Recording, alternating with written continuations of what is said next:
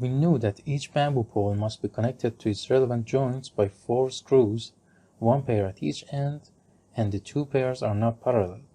We already had a 3-axis CNC milling machine that could drill through the bamboo poles vertically along its Z-axis.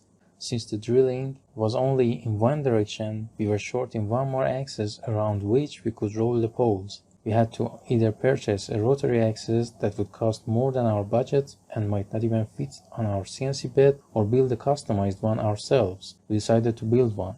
Horizontal limitations of available space on the bed were not a concern, but limited available height had to be taken into account. The rotary consisted of 3 main parts: a gripper to grab the pole firmly in place while drilling and meanwhile align its center to the rotary axis, a rail and an adjustable wagon for different pole lengths, and a rotator to orient the pole at the right angle.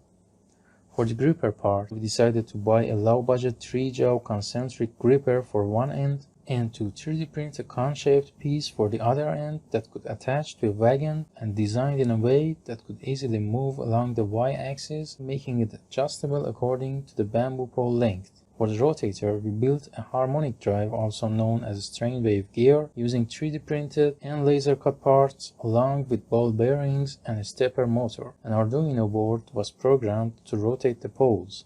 With the rotary axis in place, we only needed the correct toolpath to start drilling the poles with our CNC milling machine, and the correct angle to rotate the poles after the drilling of the first 2 holes. The rotation angles of each pole are retrieved from the beam model provided in Grasshopper, and the Arduino program for each rotation is generated using this information.